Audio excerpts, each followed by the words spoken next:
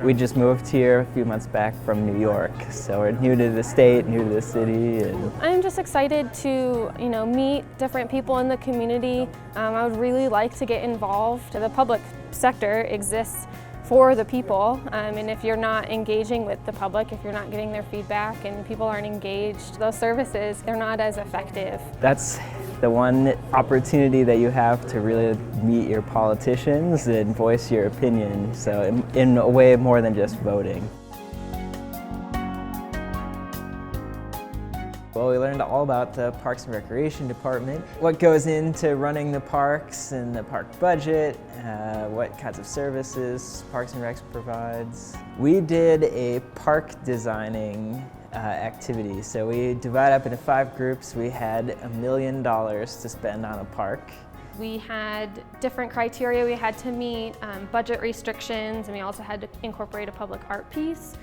Yeah, there was one line that really stuck with me that Andy mentioned in his presentation, is that was parks provide an opportunity for democratic equality, and I hadn't really thought about that before, that it's a really unique opportunity for all sorts of people from all walks of life to come to the same spot and kind of intermingle, and I thought that was a unique perspective on one of the benefits of parks.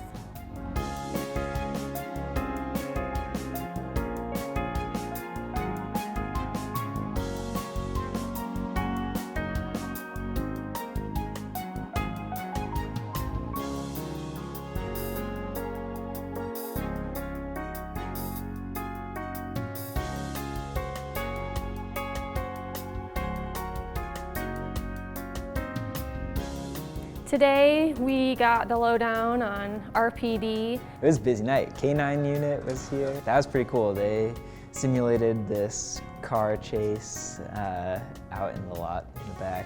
And they had the guy get out of the car and run all the way down to the arrest, all the way down to bringing him back to the police car. So that was really cool to see. Those dogs are intense and powerful, so. I think this was probably one of the coolest ones so far. So, and everyone had lots and lots of questions, as you can imagine.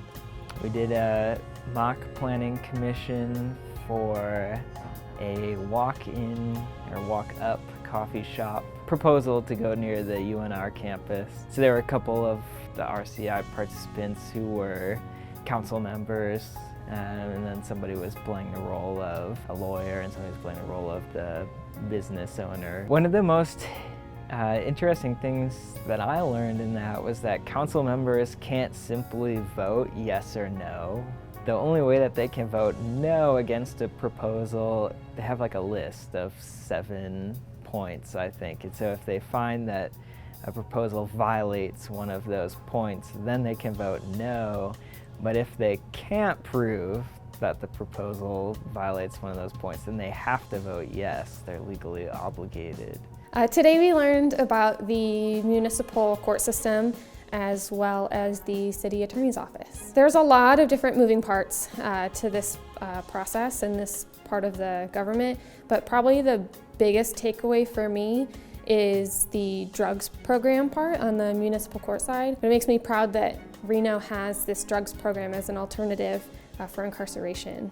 They get a bad rap. One of the people in there mentioned, no matter what we do, people are going to be unhappy. But they make a lot of tough calls. There's a lot of contextual background that goes into these decisions. It's not something just black and white, or they do whatever they feel like it. They put a lot of weight into the decisions they make to try to make Reno a great community. This week we learned all about public works, what goes into keeping the city's infrastructure up and running, how many different departments there are just to keep streets clean, roads maintained, sewers operational, the costs associated with that. As a taxpayer, it gives you a better appreciation of where your money is going. It was a huge learning experience. Made me, as a newcomer to the Reno area, made me feel a lot more invested to the community here. There's interests that I have now to be a more active community member. So one is, as time-consuming as it might be, to actually attend a planning commission meeting from time to time.